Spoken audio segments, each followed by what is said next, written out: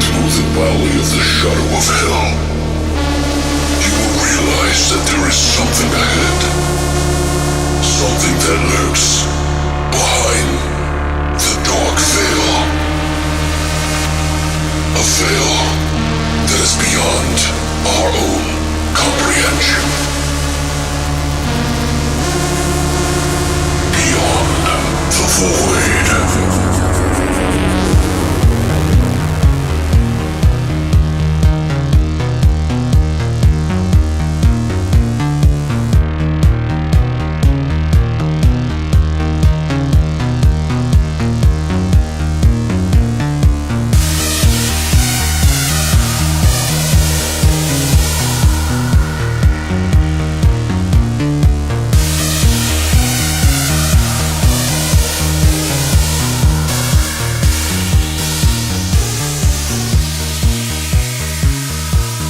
What's up, guys, and welcome back to Beyond the Void Horror Podcast. That's right, we are back for part 1 of our Fourth Wall Breakers.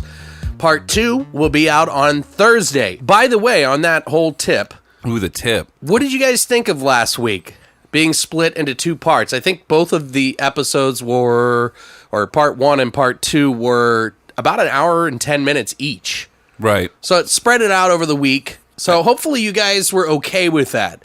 This week, we're going to be focusing on Fourth Wall Breakers. So we picked 2 movies that we're going to be talking about that technically break the fourth wall. And they're independent films. So we were like trying to figure out what we're going to call this thing. We were going to like independent Fourth Wall Breakers, something. What did you want to, was the one you wanted to come up with? What was it? Break on through the fourth wall? Yeah, oh God, dude. A little Jim Morrison. Break on through. We got to take like peyote or some shit. Right. Fucking talk to the Native American guy in the There's fucking some desert. ayahuasca up in this motherfucker. Oh God, here we go. Alex, what's his name? I don't remember Chris that. Geos. Fuck him. All right, man. I don't really care if you guys are into crystals and things like that. That one's just a fake. Anyway. PC. Anyway. I've lost my total train of thought now. I brought him up and it just... I immediately pictured his genitalia. No. But yeah, we're just kidding. We really don't give a shit. But this week we are going to be doing Fourth Wall Breakers. And we got a special thing that's going to be happening next week. Not this week. So for this episode, for this part 1, we're going to be talking about our horror shots. We're going to do all the regular stuff, all the way up to grave plots. And then Thursday, we're going to come back and we're going to talk to you about 2 movies, 2 independent movies. One of them being Resolution 2012. It's not, the movie's called not 2012, but it's like... It came out in 2012. Yeah, it came out in 2012. Then we got Motivational Growth. Yeah. Motivational Growth that came out in 2013. We're going to be talking about that. And funny enough, I actually was talking to Don Thacker, who is the director of Motivational Growth, and he will be joining us next week for a sit-down, a little campfire. Yay. A little round robin. You put a little marshmallow on my steak. So we're going to talk to him about his upcoming project, Motivational Growth a little bit, and then we're going to jump into grave plots with him because I really want to try to get people in on the grave plots. It's so fucking fun. Like It is. And it's scary like when we're doing it because we're like, fuck, now we got to come up with something. It's like someone pushed you out in front of an audience and is like, okay, sing. Right. It's like, what? Or like oncoming traffic. Now dodge every car. Yeah. Speaking of which, I saw a video. Oh, yeah. Remember I showed you the Yeah, video? you did. Man, I have lost so much faith in humanity. The internet is like, I can't take the internet too seriously. But my God, man. Long story short, these cars have been sitting there for some time, and this other car tries to go around. He starts honking his horn, pulls up to the crowd, and then rolls over like 2 or 3 people. Like under the car. Yeah, one guy was actually under the car. Right. I'm like thinking like, holy fuck. This guy just rolled over like human beings. And if you notice, the car kind of like, is hesitating to get over the rest of his body. Human life means a little bit more than that. I like watching the chaos on the screen, but I don't necessarily like watching people get run over. Yeah. And then people try to justify it by like, oh, they were mobbing my car. No, they were not. They were standing in the road for hours and you decided to roll over them. Right. But let's just say a bunch of people got run over in a crowd that were trying to protest, and a lot of people were saying it was okay to run people over in that situation. And I don't care what they're arguing, even if it's pedophilia. Well, I don't know, maybe that's okay. But that's the most I'll say anymore about it. I don't want to get into it. I don't want to get too fucking political here. Right. We're here for fucking whore, right? We want to talk about whore, right? Not fucking murders that are real whores. We're talking about the holes. Yeah. I like them holes. But anyway, what have you been up to, man? Oh, not much. Went to Vegas. Lost big. When you going next week too? Yeah, maybe I will. You lost big. What do you say, huh? Yeah. What do you know? About $500. Oh, wait, what was this that we were talking about before you left, Patrick? I was like, you sure you want to go? You were like, well, we're getting the trip paid for. It should be okay. Yeah, lost 500. And I was like, you were like, well, I got $150 laying around. We could do that. I'm like, you're going to spend 500, dude.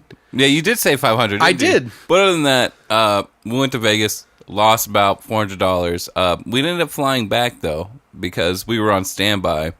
And oh, that's right. the first flight was full, and we didn't feel like waiting around to figure out if we can get on the next flight. We just rented a car and fucking started hightailing it back to Arizona. But other than that, the only other thing I did this week was I picked up Mario Kart 8 for the Nintendo Switch. Oh, nice. And I've been pulling my hair out ever since. Oh, it's that hard? It's really fucking hard. On the controls? Well, the controls aren't hard. It's just it's new game mechanics that have been added to the game that I'm not privy to. Well, yeah, because you haven't been following along. You didn't have a Wii U. Right. So it pretty much ends for me at Wii. Yeah, I was going to say, yeah, you haven't... Pretty much, yeah. So, like, I'm getting my ass kicked by 8-year-olds all day long. Yeah, rightfully so, dude. I remember when there was fucking arcades still, and I would go to the arcade and some fucking little brat would come up and put a quarter in. I'd be like, yeah, come on, baby. Bring that shit. I'm going to stomp on this kid. Mortal Kombat 2, bitch. And then he would kick my ass and I would cry. And be like, I'm good at games. I've been playing a lot longer than this one. And he's just like, yeah, you just do this. And I'm like, oh, you fucking... He's like doing babe-alities and shit. Right. Like the younger kids, they really do have a bigger grasp on video games than we do. That's because it's about being thrown in the fucking deep end. Right. And having to survive. Like, they're thrown in the deep end of the video game pool, and they know how to survive, like, really quick. You either sink or swim. Right. Whereas we got doggy paddling and, little floaties and shit. And we had it easy where these kids just got dumped in. Well, I don't necessarily agree with that. A lot of those old school pretty side-scrolling games hard. are really fucking hard. Right. Yeah, and they're not used to that either. No. I don't know. Maybe it's just we've evolved mentally. I don't know. I think that their brains are still growing at that point, and it just fires faster for them. Right. And while we're all old and stuck in our information, drug-riddled brains, all that cocaine, the ecstasy, that cocaine, that acid. I like the cocaine. I like the All right, I'm sorry. But other than that was my week. How about you, man? I got really sick. That was fun. It was a nice adventure. It was like I heard your AC took a shit. Like they installed it wrong? We basically put a new car on the top of the house. Yeah. It's pretty cool. How's that working out? I don't know. Like, we were excited about it at first, but now it's like I don't even see it or know what it looks like. I saw it in a box and they put it on the roof. And I feel cool. Not in the like literal... Well, yeah, in the literal sense, I feel cool. Like the air is nice. But that's about it. It's not like I can drive it off the roof and be like, yo, check out my AC, bro. Well, can you tell a difference at all? Yes and no. It's been a little bit of an adjustment. It's quiet as fuck. I can't even tell it's on most times. Okay. Which is awesome, but that's not really saying much. For how much money to be able to hear the AC, to be like, oh, cool, it's on. No. No, it's perfect for recording. Let me just put it that way. Okay. I watched some new shows. I watched The New American Gods. TV show, which you have not seen. So yeah, you were telling me about that. But if you want to, I mean, you can go ahead. Christina's a huge fan. She's been a Neil Gaiman fan. She's read his book, American Gods. She's done the audiobook. She's read the book.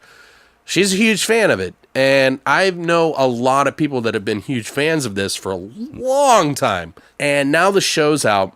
It's kind of like the new Westworld, guys, in a way. Not like in the story-wise or anything like that, but it's the new hot thing on the scene. And I wouldn't necessarily consider it horror, but it is graphic as fuck, dude. Yeah? Like, yes. Huh. Like, the blood is a little bit like candy apple red, but man, it is gory as fuck, dude. Like, I was pretty happy about watching this. I was so happy that I was like, okay, yeah, I'm buying the book. And I like literally bought the book while we were watching the show, the first episode. Oh, wow. So I've got that coming to me in the next couple of days or whatever. So I might read along. I'm not really sure. But if you haven't seen it, dude, please listen to me this time, Patrick. Watch the fucking show. I will watch Maybe we'll talk about it each week. I don't know. If you guys would be interested in that. Also, I did pick up a couple of new movies. Virus came in the mail. Oh, it's one of my favorite movies. I also got Space Hunter, Adventures in the Forbidden Zone. Fuck yeah. 1983. Right. Fucking something Strauss and Molly Ringwald. And who's the guy that was in the Ghostbusters? I think Ernie Hudson, isn't it? Ernie Hudson. Michael Ironside's in it. He plays like the bad guy kind of in this like crazy fucked up world. I so love Michael Ironside, from like Starship Troopers to Turbo Kid. And even his voice as he did as what was his name in Splinter Cell series? Oh, I don't remember that. I can't remember the character's name in Splinter Cell, but he has a good voice. Him. Yeah, no, I'm really excited about Space Hunter, The Forbidden Zone. I was actually very surprised at the amount of people who are into that movie. I got another movie coming in the mail. I think I got Brain Damage coming in the mail, the 2-disc special edition from Arrow, Brain Damage. Frank Henenlotter with the Aylmer thing that sticks on the back of the guy's neck and makes him trip out. Right. We're watching something with that in it. Okay. I fucking love that movie, dude. So, too bad we already did, Dead Alive, because that would have been perfect. Brain Damage? Well, I considered using it, but I was like, nope, the Blu-ray's coming out. When I get that, then we'll talk about it. Right. I still have all these fucking movies on the shelf that I bought. Like, I got the Phantasm collection. I got the House collection. I want to talk about that sometime. So, anyway, I fucking love to collect. It's a fucking bad addiction, and I'm sorry. It is. Anyway, I think it's about that time. No shit. Horse Shot!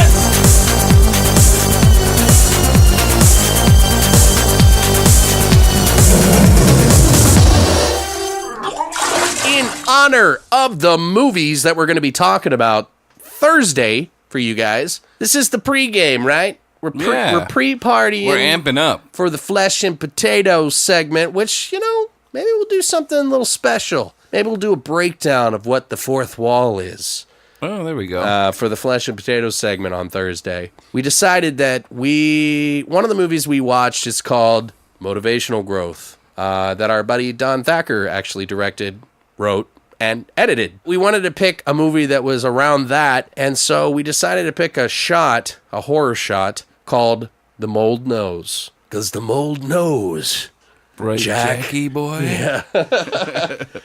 We'll talk about that on Thursday, but if you guys haven't seen Motivational Growth or Resolution, maybe it might be a good idea to check those out. We'll give spoiler alert warnings when we talk about the movie on Thursday, but definitely, if you're interested, check those out. But the Mold Knows shot consists of 3 ingredients. Now, this isn't our most creative horror shot. Not by any means. But it's a make-do. Yeah, we're going to make it do. Yeah, we're going to make it work, okay? Now, one of the first ingredients that is kind of an odd favorite suddenly, I don't know why, we started drinking Sambuca before we started. Because it amps us up, dog. Well, first, we decided that we were going to do Micheladas or however you want to say it, before we did the show. Then we got Michelada out. Yeah, we got a little fucking. It was. I was tired of drinking tomatoes. Like I was shitting tomatoes, like whole tomatoes. So we decided that we are going to put Sambuca in this. Okay, now we hate Sambuca, but we love Sambuca. Yeah, it's a love-hate relationship. Yeah, we hate the way it tastes, but we love the way it feels because it amps us the fuck up. So, first ingredient, you're going to put about a half a shot of Sambuca. Will you please do the honors, Patrick? You want me to do it? I'm going to do it. Here we go. There you go. That's a good start. Knock over the shot glass. There you go. All right, there you go. Good boy. How much you want of this? Cream de menthe, we're not going to need that. Actually, yeah, we're going to need about almost a half, but not full. We realize that these are toxic combinations. But if you've seen Motivational Growth, it makes perfect sense. Because the mold knows. Now the last ingredient that you're going to want to add, and we're just going to put a little bit of a splash just to top her off, is Midori. I did tell you that we were putting cream de menthe in there before that, right? I'm a little spaced out right now. So, this is the way it works. Half a shot of Sambuca, almost a half a shot of cream de menthe, or creme de menthe, and a little splash of Japanese melon Midori. Now, this is dark green. And I'm not going to lie, we might hallucinate after taking this shot. I don't know, dude. Let me smell it real quick. But don't smell it. Oh, that's the curse. It always smells just like... Every time you put Sambuca in anything, it's going to smell like Sambuca. We took a shot with fucking Prego and a coffee bean in it. A ground-up coffee bean. We're not classy people here, but this might be all right. We'll see. We'll see. All right, bring it in. To a great episode, sir. Huh. Surprisingly smooth. Kind of smooth. It's kind of hitting the back. The mint kind of cancels out the Sambuca. Just a little bit, but you still get that Sambuca anise flavor. That turdy flavor. Before the mint completely just... I don't think it's that bad. It wasn't bad. I think it's drinkable. I think it's like you could order something like that. It really isn't all that bad. I don't know if I would order that. Oh, well, I don't know. I mean, it's not amazing, but I'm just saying, like, we've had way worse shots, dude. Yes, I will agree with that. But yeah, guys, if you'd like to make that shot or would you like to know the ingredients, you could go to longlivethevoid.com and check out our horror shots section, #horror-shots, and find out how to make it. And you can always send us pictures or videos if you're of age showing us how disgusting our shot is. But that's it for horror shots. Hey, Patrick, what the fuck is that in the corner of the bathroom? I don't know. Why are we recording in the bathroom? I don't know, but what is that in the fucking bathroom? Oh my god! What the fuck is it? It's the fucking news! Here is the fucking news.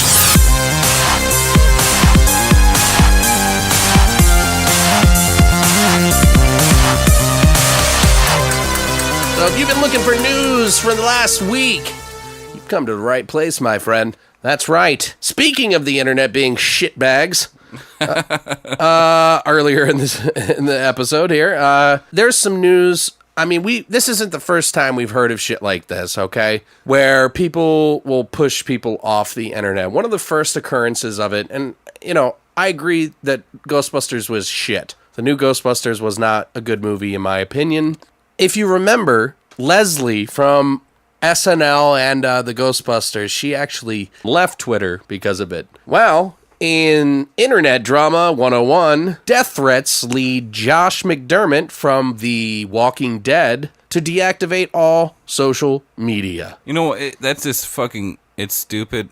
No one should be able to have to resort to some kind of means like this. It's ignorant, and it's just... It's fucking television. Well, let me just get into it here a little bit to give kind of people a breakdown of what occurred. So, apparently, and this is as of May 2nd, so this just happened last week. It says here people are really passionate about the things they love, but some people take it too far and ruin it for the rest of us, such as the case for Josh McDermott.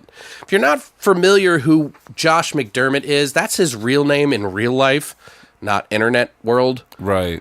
His name is Eugene on The Walking Dead. He plays the sort of I don't want to be rude by saying this, but he kind of plays the very smart, autistic sort of redneck kid. Kind of, yeah, backwoods. Right. He was the one that lied about having the cure to the fucking disease. Yeah, being a scientist and actually having worked on this, yeah. Well, if you've been following the show, spoiler alert, he joins the dark side with Negan.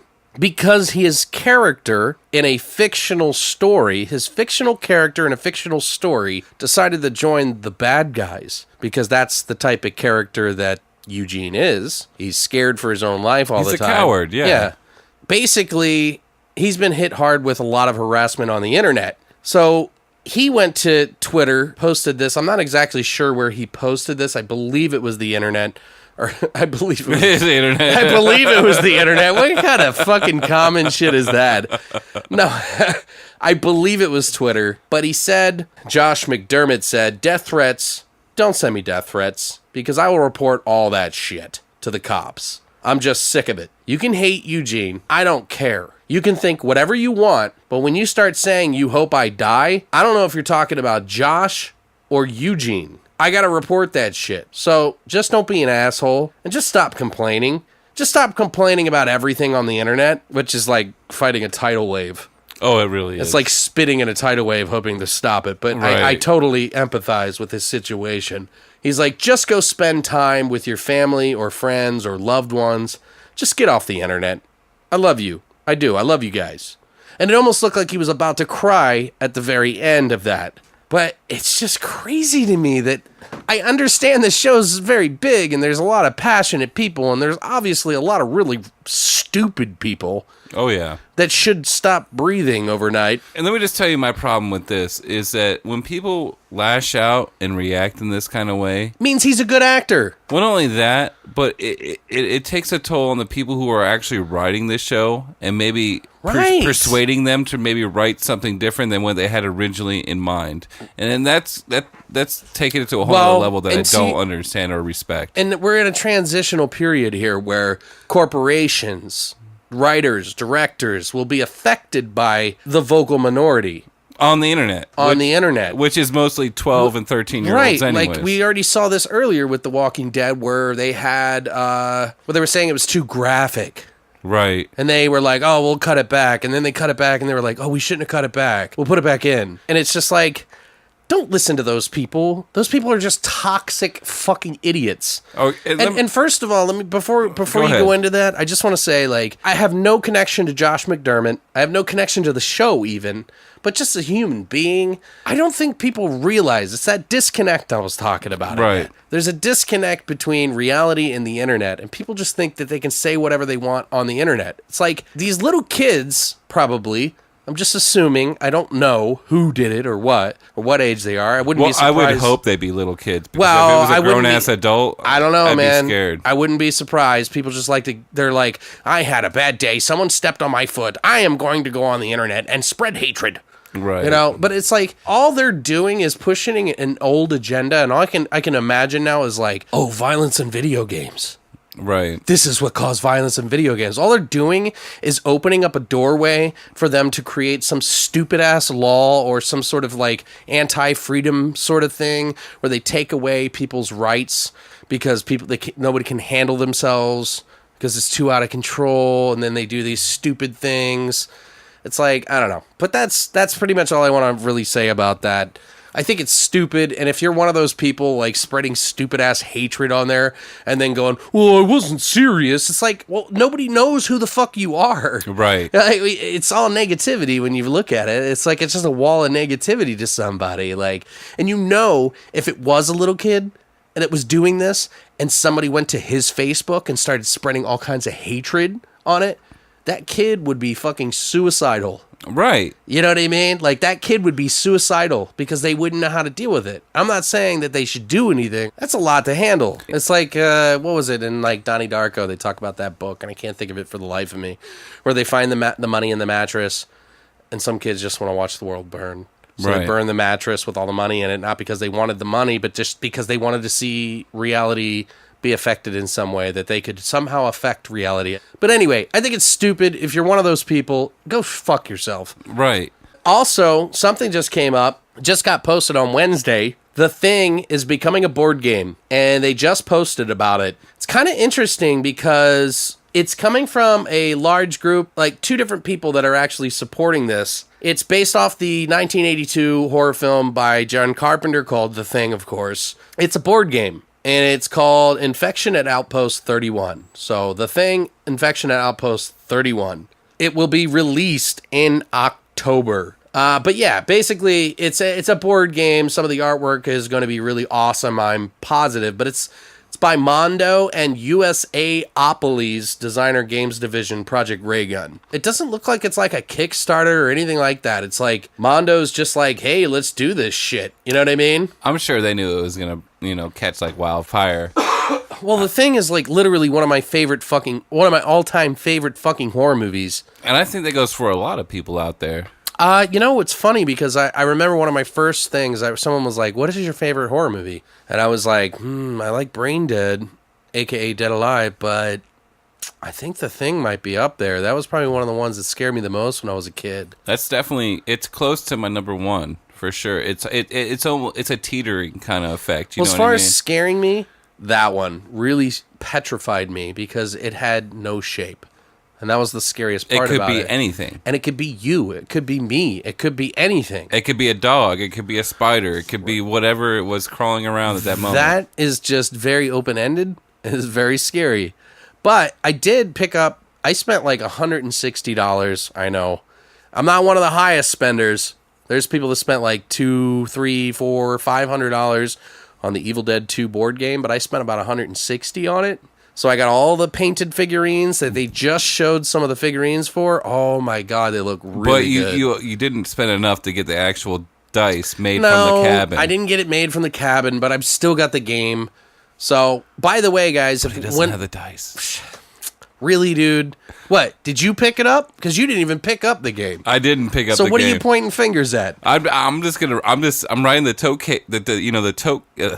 coattails? The coattails of your purchase here. Well, guys, by the way, this is part of the reason I bring this up is because it's like I spent $160 on the Evil Dead 2 Kickstarter campaign. I got all this shit coming with like comic books, like figurines, like I got all the expansions, extra cases, extra cards, extra dice, like the whole fucking gamut. I'm like, do I want to spend another however much money it's going to be for this board game? I probably will because it's probably already put together, so they already got the money, so it probably won't be as much.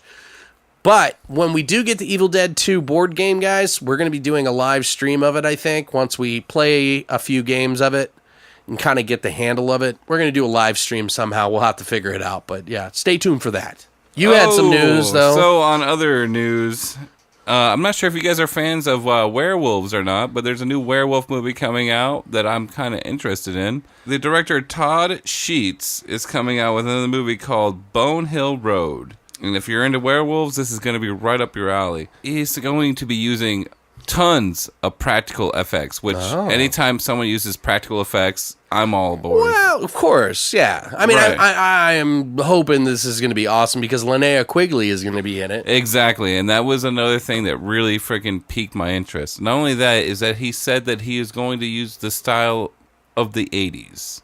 Right. And as we all know, especially people of, me and your age, that we really adore the 80s. Of course. And it is a buzzword, though. Because Right. people make high promises by using the word 80s. 80s, yeah. And then underdeliver. You know Well, what we'll I mean? see. I mean, the trailer doesn't show much. We might put it in the comments below, but It's still very early. it's still very early. The trailer doesn't show much, but a bunch of taglines and a little bit of the practical effects that they're using. If you guys have seen Todd Sheets movies, then you pretty much know what to expect, I think, at this Right. point. But the practical effects look okay, but you only see a tidbit of it. And when I say tidbit, it's literally a tidbit. But you're forgetting the most important part. Oh, yeah. They got their Indiegogo campaign fully funded. They nearly quadrupled the money that they were trying to raise on Indiegogo, so they're going to be able to do the full transformation of a female to werewolf transformation. So that's fucking awesome. If you guys want to get in on that, by the way, go to the Indiegogo campaign with the link below and try to get in on some of those perks, guys, because it's going to end this Tuesday. So if it's Monday today, you better get on it. Yeah. What else do we got? Roger Corman, age of 91, is continuing his series. That's crazy, dude. 91 years old. Yes, this is no joke. I'm glad of it. I'm just saying. Yeah. No, keep at it, dude. If you want to do it, fucking do it, dude. You've been doing 91 years. You know better than anybody else. Is coming out with sequels to Death Race. It sounds pretty promising. 2 sequels. 2 sequels. To the newest one. So one of them is going to be called Death Squad, and the other one is going to be called Death Race to the Finish. Right. And I'm kind of amped. I mean, if people want to talk negatively about his movies or whatever... I don't think it's to necessarily talk negative about his movies. I think, first of all, we're talking about a generation that's like our age who grew up with some of those movies versus a whole era. There's like a whole decade of people that didn't get to experience like Roger Corman's movies. You know what I mean? Exactly. Like maybe a couple of decades even. But the newest movie that he did with Death Race, the newest one, I think it was like 2050. 2050, yep. Yeah, I thought was pretty fun. I took it for what it was. I knew it was going to be lowbrow. I think it was going to be kind of silly and kind of hit all the right spots. I didn't like the CGI as much as they did in it, but they did have some regular effects in it. Right. Some practical effects. And I thought it was good. I thought it was a really good movie. So I wouldn't be opposed to this. No, either would I. I mean... When it comes to CGI, I mean, when you got a low budget, I mean, you got to fill in the gaps where you can. You got to just make it work. Right. Well, in other news, we do have Jordan Peele making another social thriller, is what they're calling it now. Social thriller? Yeah, because the fucking Get Out was considered a social thriller. It's a part of a deal that he's doing with Universal. So, and this is what it says here. I'm reading this from Bloody Disgusting. It says, in the wake of the runaway success of this year's Get Out, Jordan Peele indicated that he hoped to make more social thrillers in the future. What's the latest and all that? THR is reporting today that Peele has just signed a 2-year first-look deal with Universal. As part of the deal, Universal has nabbed Peele's next film, an untitled thriller that he will write, direct, and produce, which is good. Yeah. It says here, THR says, while the deal also calls for Peele to produce a wide range of products, a very key aspect of the pact is Peele producing micro-budget projects, reuniting with Bloom, with the aim of giving a voice of opportunities to those traditionally underrepresented in front and behind the camera, be it gender, race, or sexual orientation. Peele said, I'm thrilled to continue the work we started together on Get Out, pushing the boundaries of storytelling not only on the next film, but with all the Monkey Paw future projects. We'll have a budget that's about 5 times bigger than the $5 million budget he had with Get Out. Oh, really? So I feel like Peele's like the new M. Night, in a way. Okay. Yeah, I can see that. He's like the new hot director on the scene. And I'm really happy for him. You know, I know Dave Chappelle makes a little jokes at Key and Peele for stealing his show and stuff like that. I'd say pretty much did. It totally makes sense, but there was a gap that needed to be filled. Right. So I can't fault them for getting a little inspiration from him. Right. But either way, he's doing something completely different out of that, so good for him. Yeah. I'm anxious to see what he does. We'll see what happens. And it's cool to see these comedians who really have a dark side. Also, just one little minor thing I wanted to add in before we end the news here, and that is that Kuso, the movie by Flying Lotus that everybody walked out on Sundance, is going to be coming out this summer. That's all he said. It just says Kuso / summer. So I'm anxious to see it. I want to see what the buzz is about. Right. I know that, I mean, I'm sure it's probably pretty offensive, but I've seen some pretty offensive shit. So I expect to see something decent. It looks silly.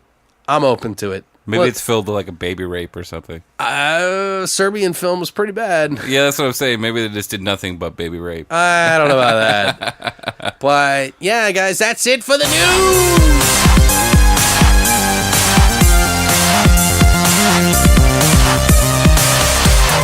Okay, guys, so now it's time for us to do one of our most popular segments, and that is Grave Plots. If you're a little unfamiliar with what we do with this segment, this creative exercise, well, just stay tuned after this song, and then you'll find out all about it. But stick around.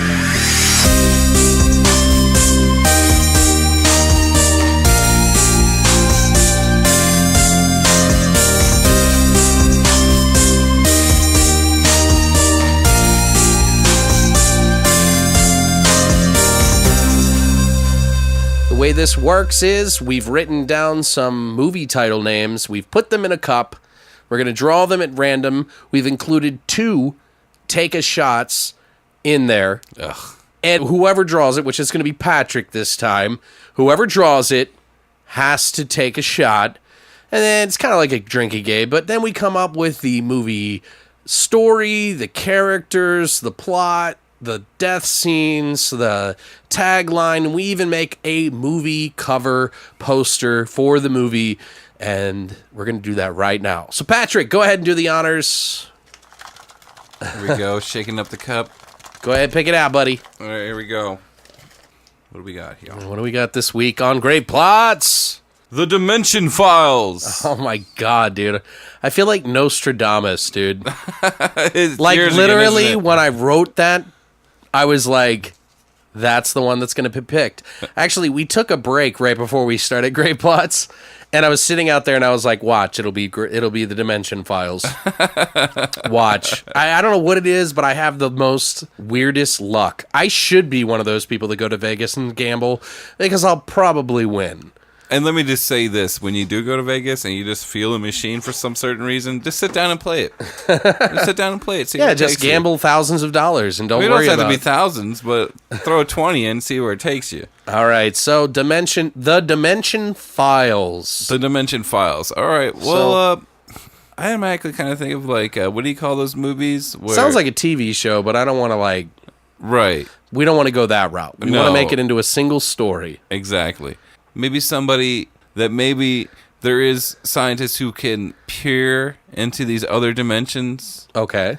And maybe they're, filing them, well, however you want to say it. We don't have to be that literal. But documenting these each one of these dimensions as they find them. Okay. At some point in this movie, something happens where they're stuck in one of these dimensions.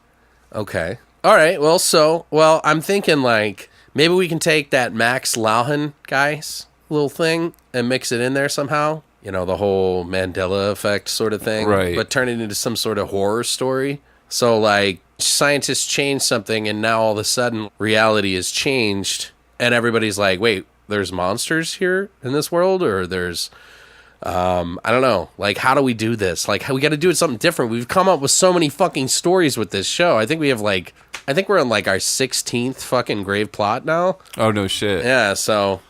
Well, kudos to us. Yeah, I know. We're running out of ideas now. All right. And if any of you want to buy these ideas off us, they will only cost $10,000.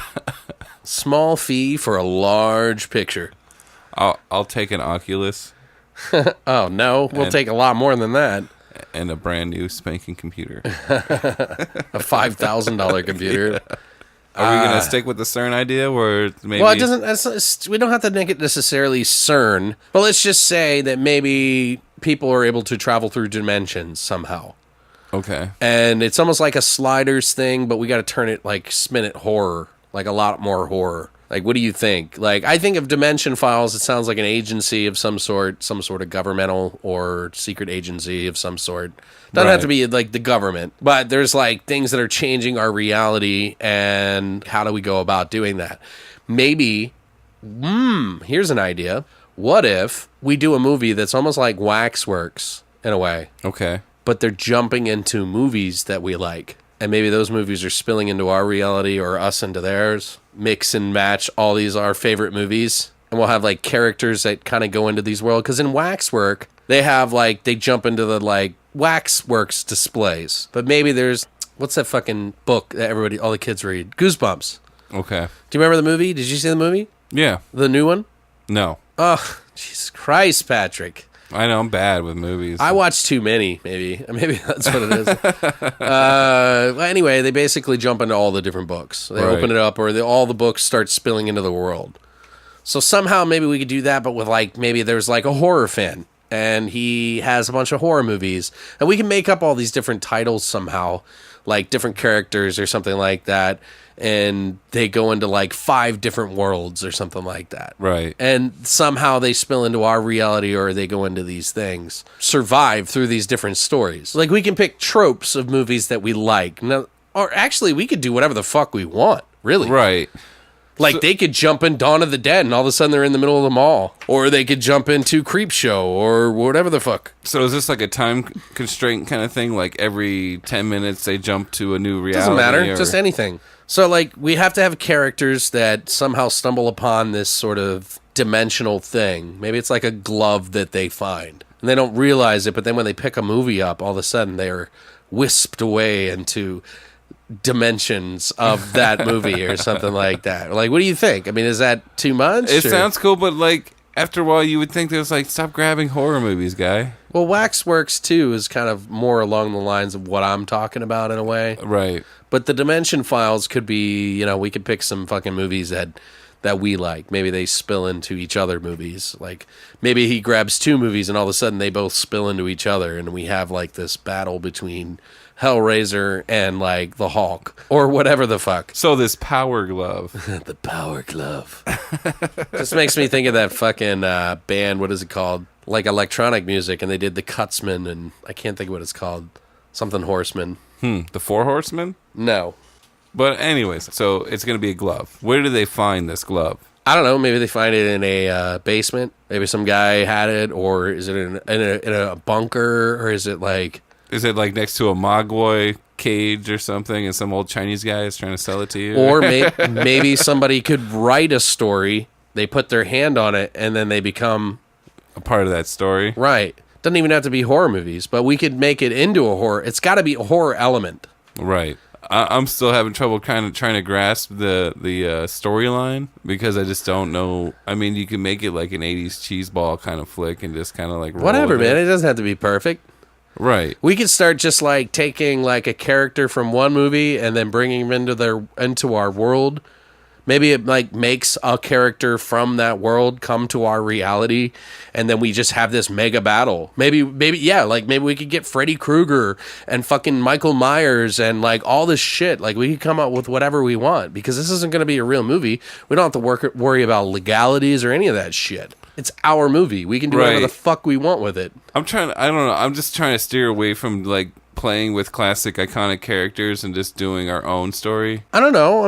I'm like, you know, like I want to come up with an original idea, but we only have so much time. Right. You know what I mean? So I'm just trying to throw us a bone a little bit. So they stumble upon this glove at maybe... It's a crystalline glove. It's like glittery. Maybe some family relative or family friend dies and they have to go clear out his house. Yeah, like someone thinks it's like a Michael Jackson glove. Right. And it's really like this powerful, like, dimensional gateway glove. Exactly. Maybe like as they're looking through, they're like, "What the hell is this glove?" And they put it on. They think it's cool, and then they, without knowing, they still have it on. And looking through the other shit, maybe they pick up a VHS tape. Ooh, okay. What about this? All right. So what if they put the glove on? They realize that they can visit these other worlds. They can't be killed in it. So when they get threatened, they feel like they're going to die or something. They just pull the glove off, right? Okay. Maybe their friends get wrapped up in it and get killed or something like that. But they take the glove off and they're back in the regular world. But what if, because they didn't follow some sort of rules or something like that, some of the characters from these other stories start to leak into their world. So they think of it as like watching a show, harmless, because they can just take it off at any point. But what they don't realize is that they've actually cracked a hole into that dimension. Well, maybe something like if that character or whatever from this movie had touched you while you were taking the gloves off, it takes that character with you to the other dimensional threshold, I guess. Right. I just think it'd be interesting. I've always thought of it as like, if there is an infinite number of fucking possibilities, an infinite number of like eventualities or whatever you want to call it, you know, all these movies that we watch on the shelf are other dimensions. Right. Do you know what I mean? Like, Yeah. I think that's fascinating in some way. And the fact that we could be able to kind of like view that world, experience it in almost like a mega VR world, but like actually being there without being hurt, and then somehow ripping that hole into our dimension and then putting us together somehow is pretty interesting. Yeah, so I like it. What is a movie that you would love to see someone spill into and just kind of like what movie would you love to be a part of but would be like scared of maybe? I think one of the only movies, because it plays with a lot of my fears, it is probably one of your favorites too, is The Thing.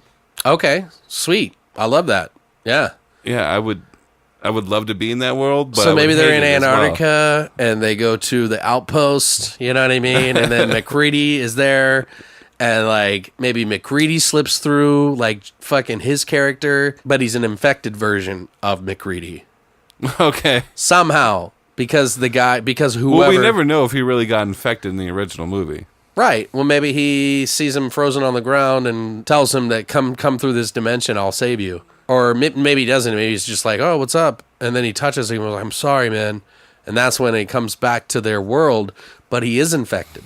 Okay. Yeah. So McCready comes back, Kurt Russell, technically, but he's an infected alien that's coming back through our world somehow without him knowing. So he goes there, he thinks it's harmless. He's like, oh shit, I feel like I'm at the end of the Thing movie. Like, holy shit, McCready's here and his buddy's all frozen to death. So he gets brought back to their world. What brings him back to another dimension? He touched him somehow. He doesn't know that he actually is bringing these things back, remember? Right. But I'm saying, what's the next step for our characters? Do they touch another movie? Of course, yeah. At some point, he's going to go to all these things and then start to catch on that things aren't what they seem to be. Maybe McCready touches one of his other friends and they turn into one of those creatures. And then he goes into Halloween and Michael Myers is there and then infects Michael Myers or whatever. Maybe the Thing like starts taking over all these characters and like it's like a living nightmare. It's almost like a Goosebumps in hell. Right. Maybe McCready at one point gets a hold of the glove. Yeah, there we go. Shit, yeah. I mean, that's kind of a typical trope, but why not? Fuck it. It's a little bit different, so let's do it. Maybe he goes into Return of the Living Dead. There we go. Maybe the chick who's dancing naked, Linnea Quigley's character, Trash, I think it's her name. Is that her name, Trash, in the movie? Yeah, I think so. The one that it fantasizes by being ripped apart by old men. Yeah. You ever think about being killed, like, violently? I try not to think about death so much. Right. You know, maybe he's getting attacked by zombies or something like that and takes off the glove and he's back in his world. Right. Like, woo, safe. Not really. Yeah, not really. But what characters are some iconic characters that we could mix up and maybe mess around with? Because I think this would be fun. I think this is a fun idea. Like, we're pushing the boundaries a little bit instead of trying to make our own story up necessarily. We're like doing things that you wouldn't be able to do in a movie, but painting the picture like a movie. Right. Oh, I would love to see Chucky. Yeah, so if you want to work him in. So maybe he slips into a Chucky movie somehow. And maybe all these things, when they are brought back, they're also infected with the same virus that the Thing is. Well, no, I'm saying the Thing comes back and starts infecting the characters when they come to this world. That's what I'm saying. Yeah. All right. What is the character that we're talking about here? It seems like it's a guy. Could be a girl. I mean, what do you want? How many characters are there? Like, how many... Maybe like a group of like 3, maybe 2 guys, 1 girl, 1 guy, 2 girls. It doesn't. 2 really girls, matter. 1 cup. Maybe 2 girls, 1 cup. You know, maybe Master Shake is mixing it up a little bit. So let's just say it's 2 guys and 1 girl. Okay. You got the tag along, and then you got the couple, and maybe the. So what names are we going to call these people? Let's go Travis, Michael, what? and Diana. Diana. Travis, Michael, and Diana. So who's the couple? Diana and Michael. Okay, Travis is the tag along.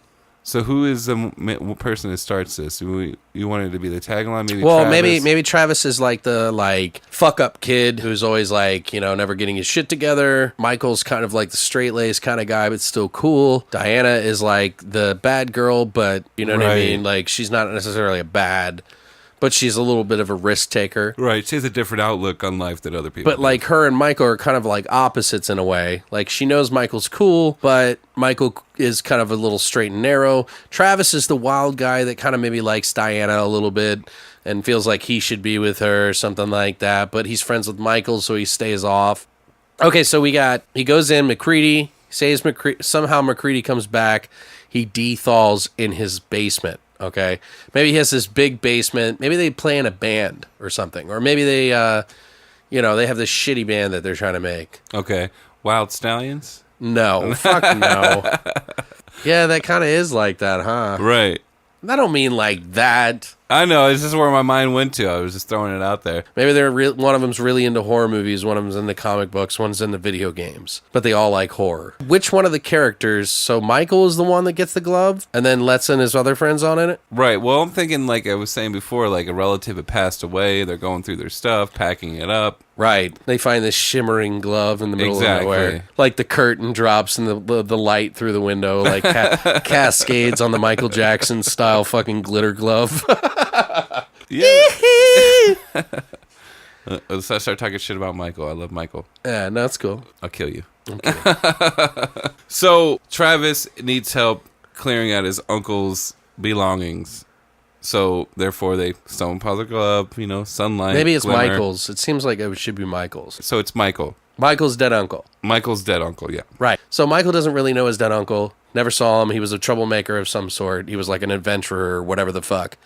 And Travis is like, we should go check out his house, bro. Right. Going through his stuff, they find this glove, and maybe it's a mist with like all his other collectibles, so they kind of look at it like another tchotchke. They just think it was another collectible, they throw it on, whatever, and they start looking, and as they have it on, they're looking through the rest of the stuff, and maybe they find some of his uncle's old VHS. Right. Well, maybe him and Travis go into the thing. This is without his girlfriend, Diana. Right.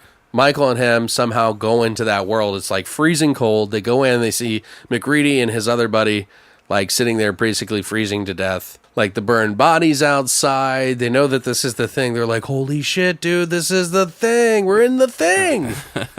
And so then they take the glove off because they're scared and they don't think anything of it. And like maybe Michael's got the glove on, or maybe Travis has the glove on and touches McReady. He's like, yo, bro, you doing okay, McReady? He touches him with the glove. So it's like he's pulling that in. Right. Okay, but they take off the glove because it's fucking freezing. They don't know that he's come back with them yet. So then they start looking around, they grab onto another thing, they realize, okay, every time I touch another movie, then we're going into that world. Right. So what is another movie that they touch? Chucky. Maybe they don't know what movie they're in at first, and all of a sudden Chucky bursts out of a closet, or you know how he usually likes to sneak around and come out of nowhere. Hi-de-ho. Yeah, right. Friends to the end. So even though, so like maybe he's attacking Andy, like Chucky's attacking Andy. While they're in the movie, Yeah, and they grab Andy to save him and like push Chucky like really hard, and he slams against the wall. What the fuck? Chucky's like pissed, you know what I mean? Right. But then they take off the glove while holding Andy to try to protect him, and he comes with them. All right. So then they're like, holy shit, Andy's with us. Like, what the fuck, dude? But they touched Chucky with the magic glove, so somehow he comes through, but they don't know yet. Right. So then, like, they bring Andy back, and they're like, how do we bring him back? Andy's like, what's happening? Where's my mommy? So they bring Andy back, and they're like, okay, we need to not touch this glove. Something's fucked up about it. He's like, yeah, but it's so fucking cool, man. He's like, Travis, you got some fucked up ideas about going back. He's like, well, what? Andy's got to go back home. He wants to see his mom. He'll probably get killed, Travis. He'll get killed by Chucky. You want to fight Chucky? And then all of a sudden you hear Chucky come out of like a cabinet or something like that. And he's like, what does he say? Like, what would he say? Hi-de-ho!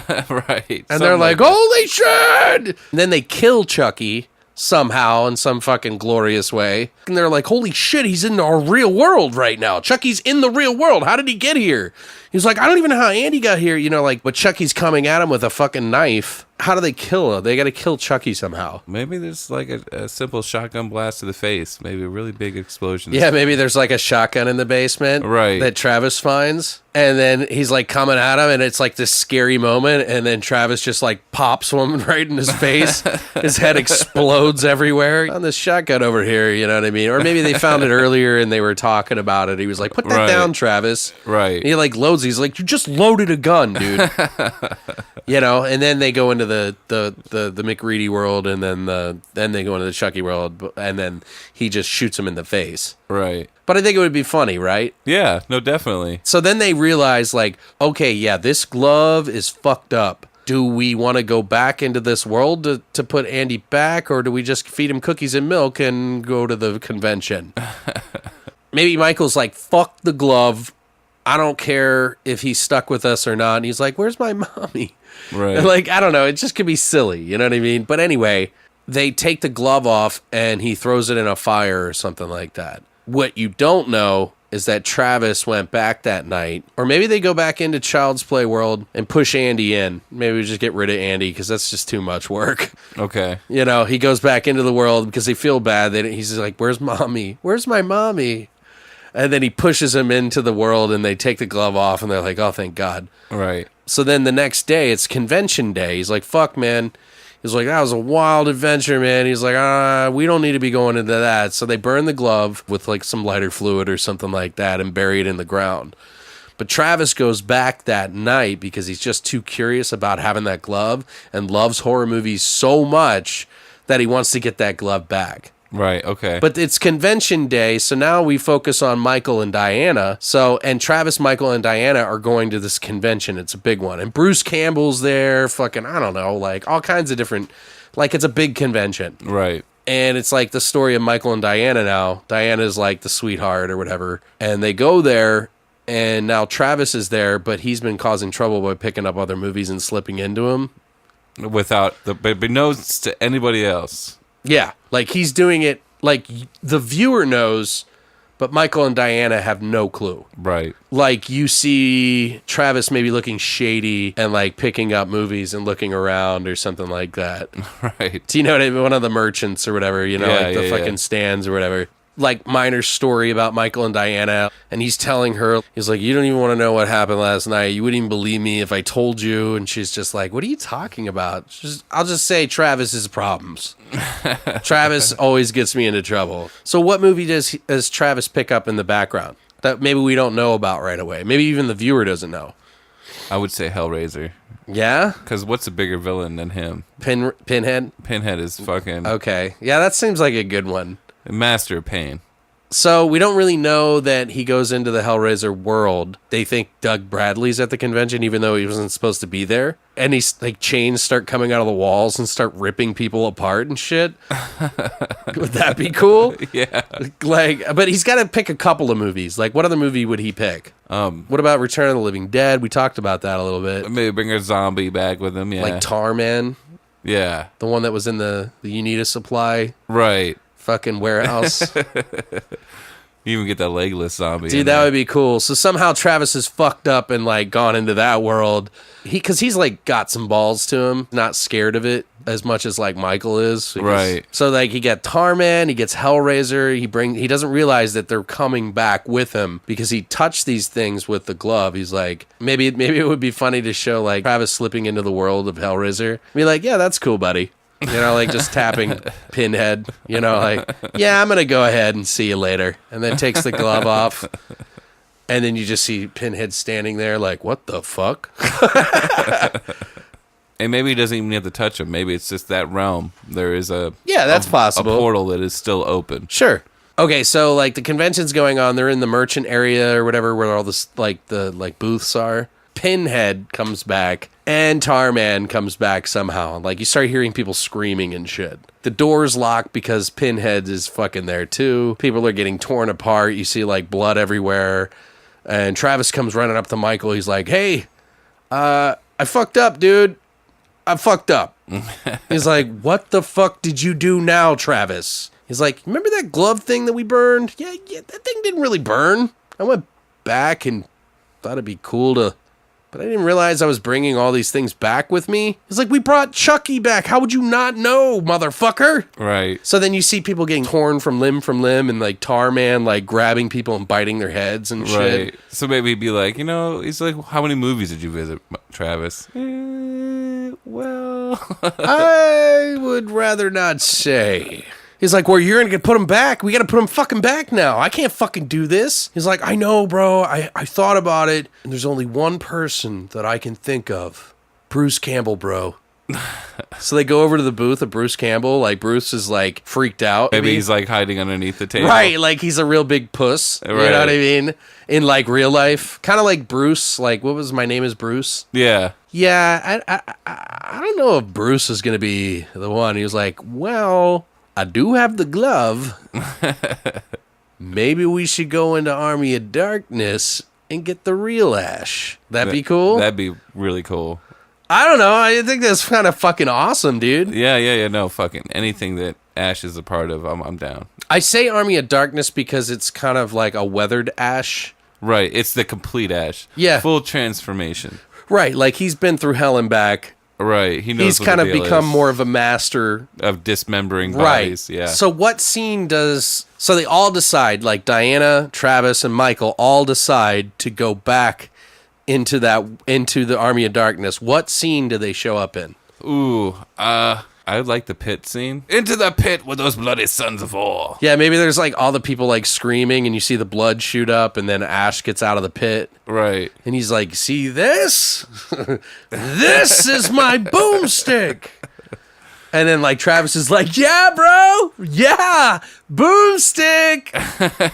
And Ash is like, what the fuck is this guy? Because he obviously does not belong in that period. Right. Then you see Michael and Diana and they're like kind of awkward. But Ash is kind of keen to it, maybe. Like he kind of recognizes their clothes and he's Right. like, you guys aren't from here. Who are you turkeys? You know what I mean? Something You that, jive turkeys. yeah, no, I don't know about jive turkeys. Jesus Christ. He would just be like, all right, who are you turkeys? And why are all these fuckheads or screwheads all fucking around me or whatever? You know what I mean? Yeah. What would he say to those kids and like how they like talk about this so they could bring him back into the regular world? Pitch him like how to save this thing and he's like against it. He's like, look, kid, I'm just trying to get back home. And he's like, well, we can get you there. Right. And maybe he's assuming it's going to be home. He's like, look, kid, last time I was around this shit, I got sucked through a fucking portal. My car's out in the fucking middle of the fucking 1500s. Or maybe they tell him it's through a portal and they're like, whoa, you don't want to be fucking around with portals now. Yeah, we came through a portal too, sort of. You know Michael Jackson? And then they're like, wait a second, hold on. You know, like Michael's like, well, let me just talk to you. Like, listen, like we can get you back home. S-Mart, right? You like work at S-Mart. He's like, yeah, kid, I would like to get back there. What the fuck do you know about this shit? Somehow convince Ash to come back. And he's kind of a jerk to him because he doesn't believe them. But in the same regard, he's like, why are these kids here? Exactly. So then he's like, look, I don't have time for this. And they grab Ash and then like pull it off and all four of them disappear into the convention. And people are running around getting torn apart by Pinhead at this point in time. Right. And maybe they fall in violently like he does when you know. Right. Well, maybe they all land perfectly, but Ash falls like Ash a jackass. is like, yeah, like Ash falls into like a display of like Evil Dead shit. Okay. Yeah, maybe he falls into a display and there's like all these like fake ashes running around and he thinks that they're deadites and he starts to point his gun at one of them or something like that. Okay. Do you understand what I'm saying? Like people, like cosplayers. Right. Dressed like exactly, Ash. Right. yeah. He bumps into one of them or something like that and he was like, I like your style, kid.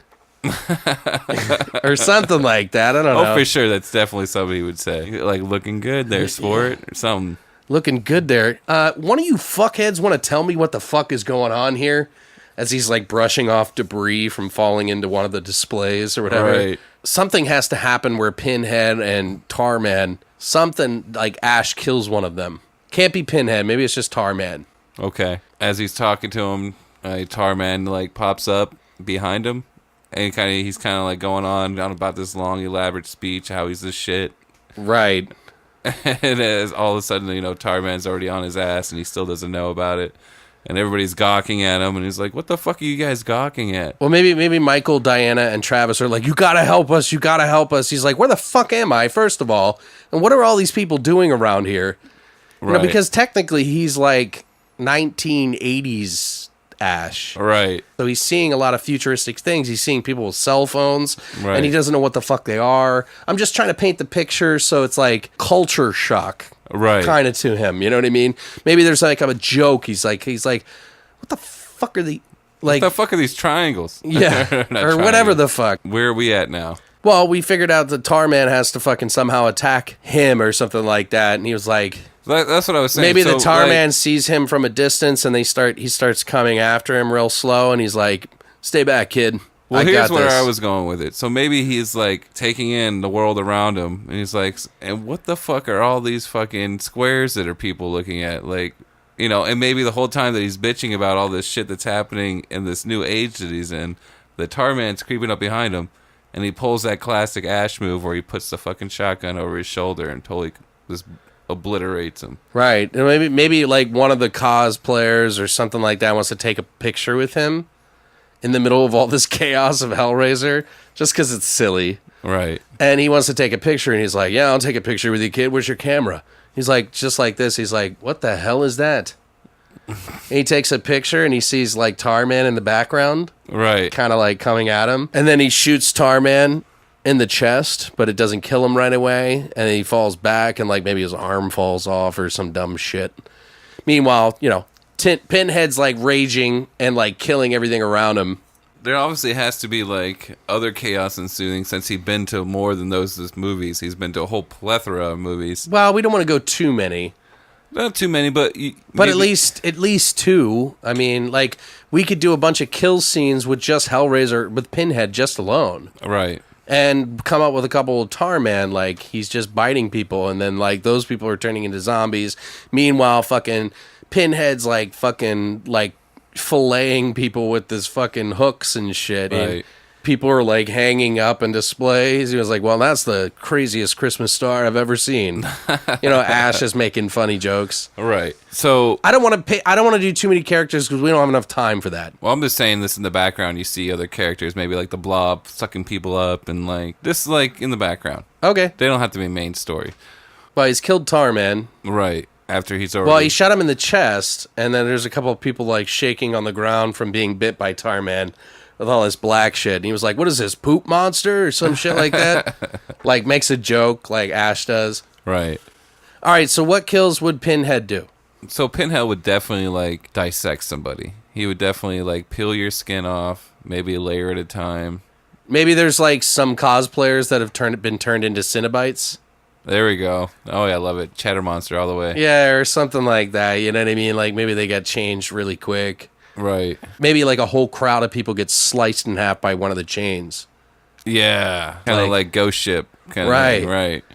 How does Tarman, like, what does he do? Like, what characters does he kill? Like, there's got to be a funny moment with Tarman. Background characters of the movie? Right. Or, yeah. Okay. I just keep thinking about Pinhead, though. And, like, maybe you should see, like, the box. Like, the Hellraiser box. And, like a merry-go-round of people being held out by the chains shooting out of it. And, like, going around in a circle. Like, you just see the Hellraiser box in the middle of the room. And, like, the chains shot out and killed a bunch of people. And they're, like, parading them around like a merry-go-round. Like, okay. You ever seen the merry-go-rounds with the horses? Sure, go up yeah, and yeah, down? yeah. But it'd be dead bodies, like, okay. displayed in different ways. All right. And so maybe, like, but I mean, what about Tarman? Like, what does he kill? Funny moment or something. He sees, like, Ash is getting a picture taken. He sees over his shoulder in the camera, in the, like, screen of the camera, of the phone. He's like, what the fuck is this? And then he sees the Tarman behind him. Right. He's like, great, now we got poop monsters. Fucking great world you guys got here. And maybe there's already zombies because he's bitten a couple of people beforehand. Right, yeah, and they're like shaking on the ground or something like that. Right. So, but he shoots him in the chest. He goes down. And he's like, man, he ain't farting around. Like, something stupid. Right. And then he shoots him in the head. Okay. And then he goes down, fights off a couple of zombies or whatever, and then bumps into Bruce Campbell. Right. And then they have like a moment, like Ash, like the real actual fictional character Ash bumps into Bruce Campbell. And then maybe instead of being like, I'm good Ash, you're bad Ash, it's like, I'm the real Ash.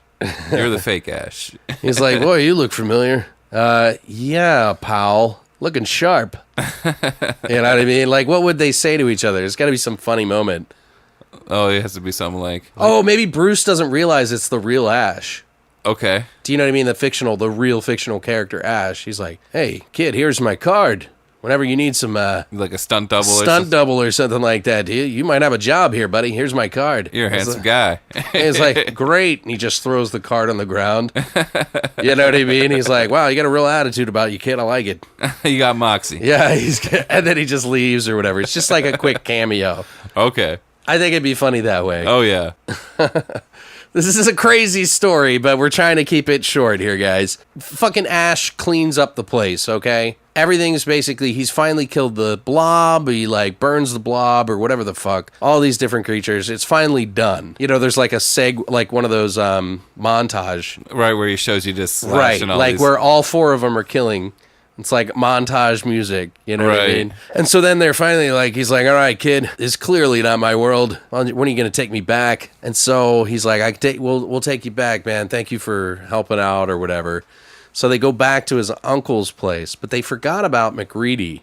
And so maybe the entire neighborhood has now been infected by the thing. Oh, yeah. So now Ash has to come back, and it's like this huge battle between like all the small neighborhood. Maybe there's like 5 houses or something like that.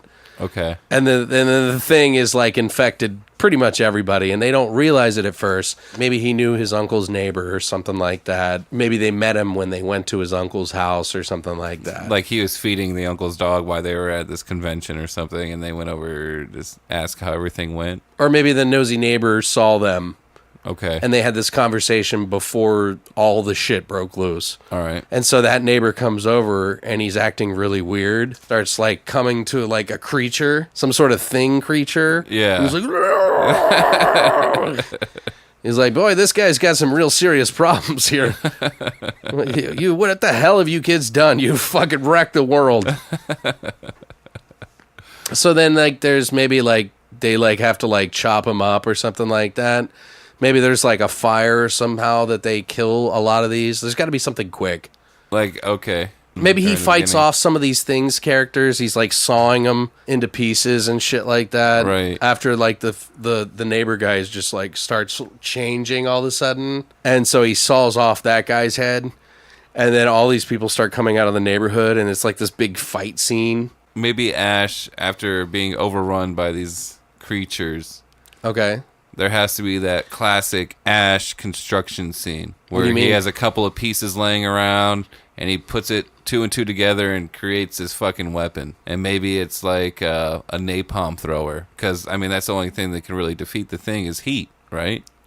I think you're right. Yeah, it does kill it. Maybe he Fucking- turns all the gas on in a house. He like has them all follow him in, Okay. but it's like up in the air whether or not he got out. All right, you can do that. I was just saying because that's just like a classic trope from Evil Dead. Like, you got to build something. You got to have that construction scene, the close-up shots. No, that's cool. Like you montage scene of him building a weapon. Right. Okay. So he constructs this sort of like flamethrower weapon. He dives into a house. He has them all follow him in. He's like, you guys get them all rounded up, and they somehow follow him in the house. And it's up in the air whether Ash is still alive, but it's Ash, so of course he's going to live. Right. Somehow. So he comes out all burned up, sort of, has any one of you got a beer? You know, or like, you going to get me back to my fucking house now? Because I'm fucking tired of this shit, guys. So they take him into the basement of their uncle's house again, and they think, you know, Okay, well, what they about... think everything's hunky-dory, but when he comes out, they don't realize that he was infected by, he's not the real Ash. That he was a thing Ash. Okay, yeah. So the thing is trying to get away by slipping into Ash's world. And so then, I got it. Okay. So everything's hunky-dory, and he's like, hey, you're going to take me back? Because it absorbs his knowledge. Because they know that the glove somehow has the power. Ash did. Right. So like they had some sort of conversation.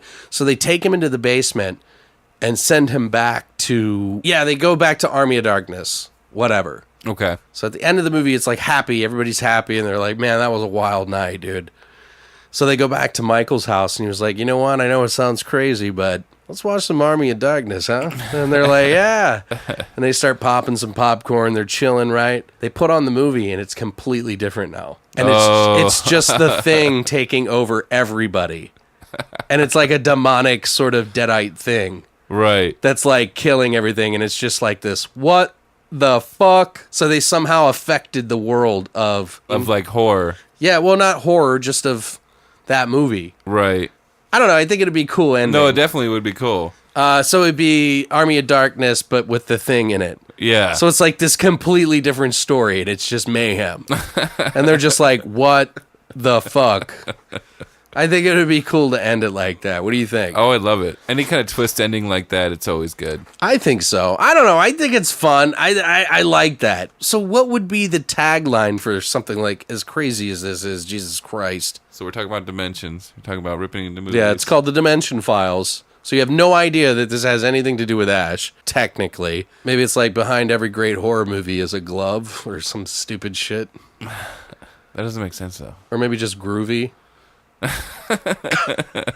What do you think?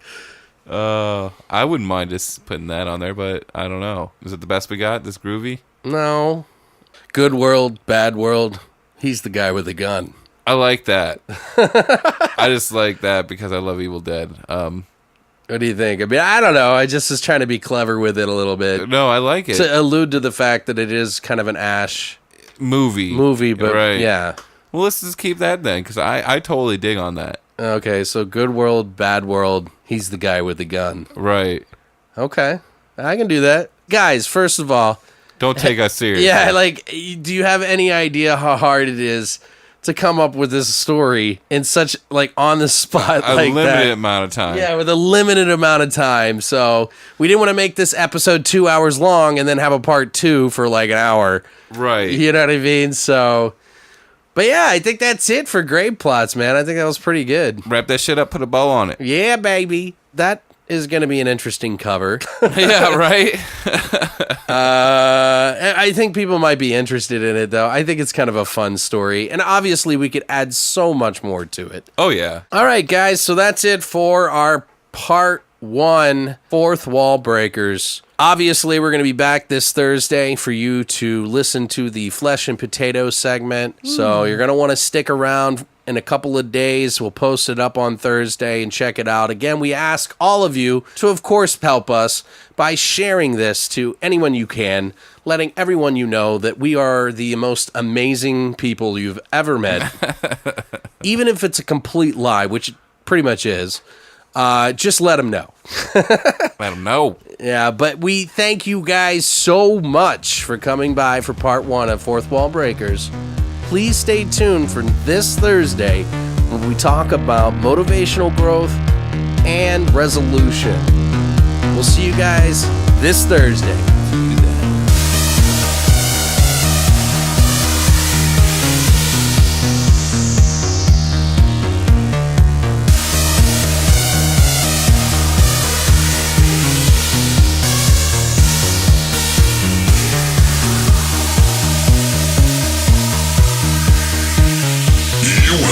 Listening to Beyond the Void Horror Podcast. Tune in this Thursday for part 2 of Fourth Wall Breakers.